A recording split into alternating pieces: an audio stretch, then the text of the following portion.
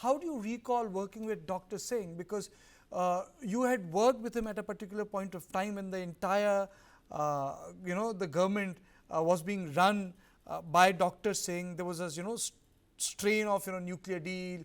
Then, you had the vote of confidence in the House, and then you shifted to Prime Minister's office and the Satyam crisis. How do you first of all recall those days? I'm summing it up for the viewers because maybe they wouldn't understand that at the time you served, a lot of important things have happened. Yes, I do remember those times, and I was honored to have worked with such an eminent personality who was a doyen in academics. He was a most acclaimed and eminent world-class economist. And I think the singular service he did to the nation was that at a very critical time, he chose to move slightly away from these hallowed academic circles and joined politics. Though he didn't fight or didn't want to fight elections, but his being at the helm of affairs was certainly a very calming influence to the turmoil that was happening because of his temperament, his inclusiveness. And he was, because of his birth was in a humble home, and he rose to great heights based on his academic talents and his wisdom. And he was always rooted to the classes, to the rural area, to the lower income classes, and he wanted to work relentlessly. So he managed all these conflicting things that were happening around him. Difficult political currents were running through, and he, I think, showed great acumen and political sense and maturity and brought them all together so that India's growth story would not stop. Madam, how was it to work with him when you were heading the Press Information Bureau, and how was it to work with him when you actually shifted to PMO in run up to the 2009? But I know those are you held an additional responsibility. It was a continuation because I was the spokesperson for the cabinet at the time when I was heading the PIB, and would interact occasionally with the Honorable Prime Ministers and a large number of his cabinet colleagues during the cabinet days, which was a Thursday those days. And when I joined the PMO, even though I had served under his guidance and the PIB, but he wanted to give me a feeling of being settled and comfort when I joined the PMO, because anybody coming into the PMO is slightly in awe of the organization and of the stature of the person whom you are serving. So he once called me at my residence soon after I had joined, just to ask me if I was feeling comfortable, and if I needed anything, I should feel free to approach him. And that was the large-heartedness of this great leader. Madam, can you just take us through some important moments of interaction with Dr. Singh? He was, I won't say media shy, but he didn't want to push his personality before the media at all. Only on occasions when he felt it was required, he would do it. He held many press conferences. He had one-on-one meetings. But he did tell me, don't overdo things and don't steal the thunder from the other ministries when you are projecting the Prime Minister's office and the Prime Minister. That was very generous on his part and very large-hearted. So I remember him as a very kind person, very humble. He and his wife would sometimes stroll in the area, the lawns of his official residence, and there was parked a Maruti 500. And when somebody asked him, "Why are you keeping this, Dr. Sir? Why are you keeping this old car?" And they said, "Because it reminds us of our roots, and we want to remain grounded." So this is the kind of individual that he was. How was it? How was it like to deal with a prime minister who was so media shy? I mean to say, it's okay to flesh out a public personality or a person in public who wants to have some media attention. But how was it like to work with a person who was, in fact, I would say indifferent, who was indifferent to public attention? Not entirely indifferent. You know, his silence was his strength. And he spoke with when there was meaningful content, something to say, not just rhetoric. And he was not, I won't say oratory was his strength. His intellectual capacities were his strength. But I want to say, even though he wasn't interacting with the media all the time, there was a relationship that he had forged with them.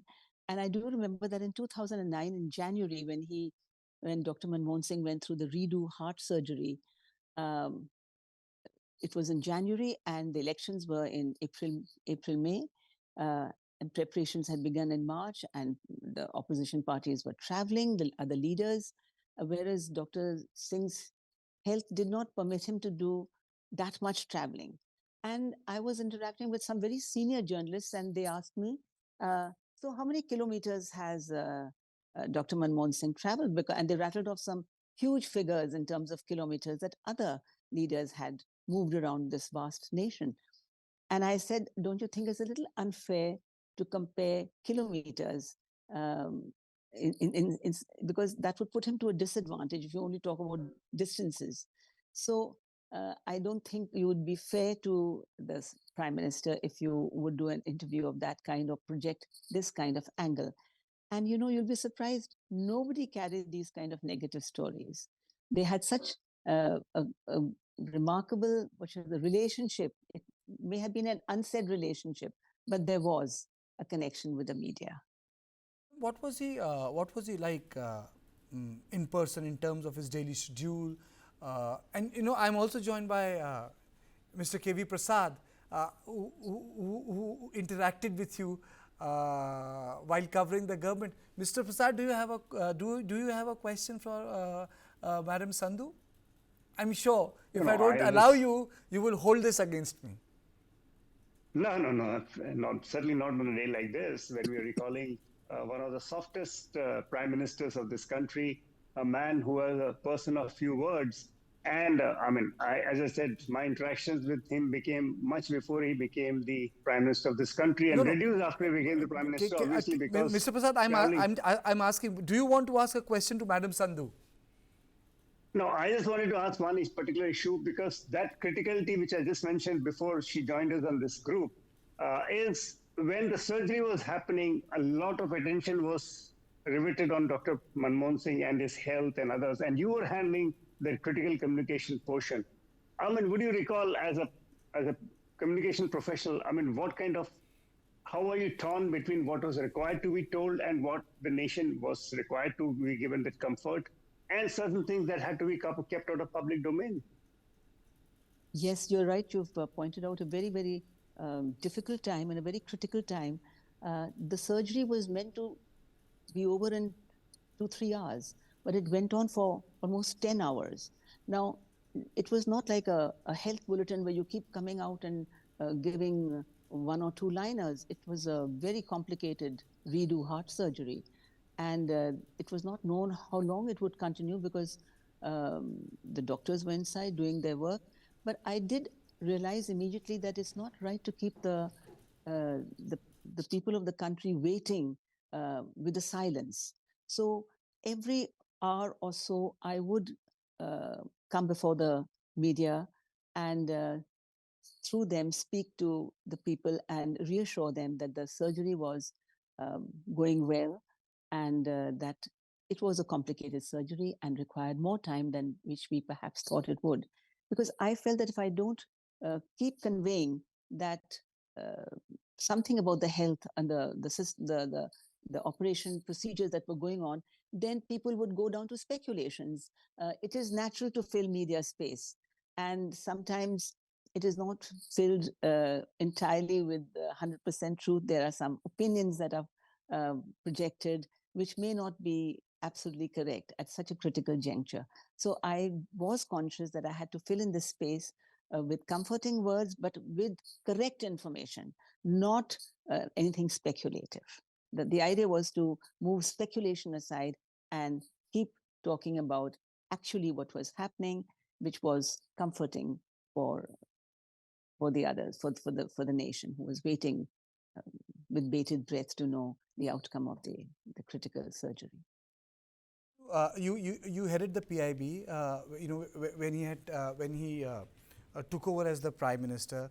Did he tell you something in terms of the government communication? What should be the projection of the government should be? Because today, if you look at the budgets, today if you look at the comm cells of the government of India, they are very, very prioritized. I mean to say, they receive budgeting, prioritization, and we live in the world of narrative setting.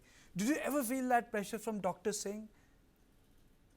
Well, we did approach him at that time when we felt it was very, very important to go direct to the people. And we held public information campaigns, more than 100, in different parts of the country, in smaller cities, in the local language. The publicity material giving, I won't say publicity, the communication material that was giving information regarding the different programs and policies which were critical to the growth of the country.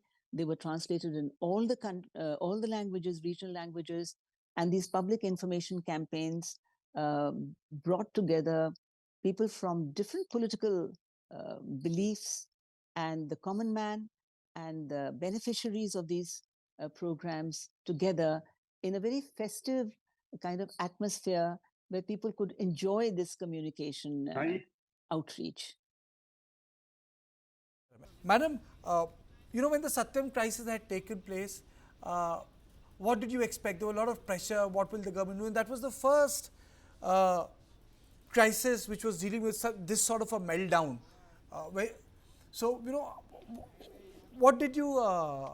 What was the Prime Minister's opinion? He didn't speak much on Satyam, but he didn't even rescue them. No, I didn't have any conversation or did not hear Dr. Sahab say anything in my presence about this particular issue. So, but I know that nothing really came out of that, and the government did not support. What were the initiatives you felt that he wanted to take in his first tenure, which he couldn't because of the vote of confidence and the scraping through with the nuclear deal? You see, his determination to carry forward the civil nuclear deal at the cost of even having to resign. He was resolute in that desire. And I think that was that thing that was conveyed to the public. In a sense, one could see that despite this man who is of great stature, intellectual stature, but a very quiet and humble person, but he was determined to take India to yet another level in terms of diplomacy, in terms of strategic alliances, a completely new ball game. And he made sure that it happened in spite of coalitions and oppositions and so many things that were the undercurrents that were playing at that time. Thank you, madam, for joining us. And because I know I had taken half an hour from you and you had to go somewhere, I'm really happy that you could make time. So my last question to you would be that since you interacted with him on a personal note, and he kept a very low profile, his family kept a very low profile, unlike other families of the Prime Ministers which have got a public position. Most of them are academicians in different fields.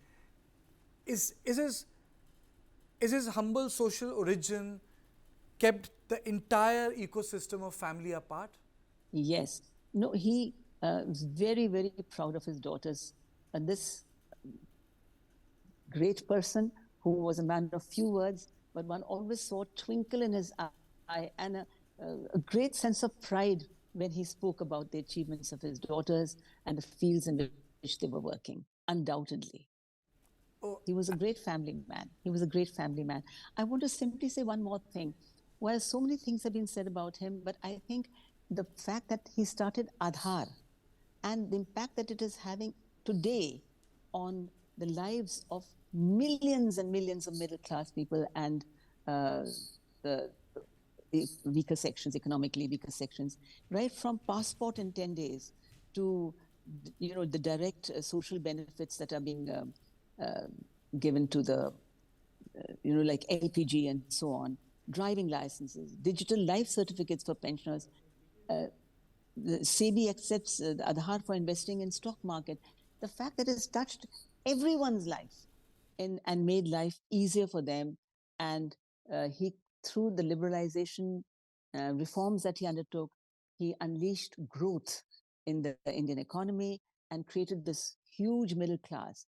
The quality of their lives have changed forever because of the reforms and the actions of this great Indian leader who was also a big name on the world stage. That's his legacy, madam? I That's his don't have legacy? words. That's his Yes, legacy? that's his touching legacy? everyone's life, yes, and bettering their lives, yes. Okay. Thank you so much. Thank you so much.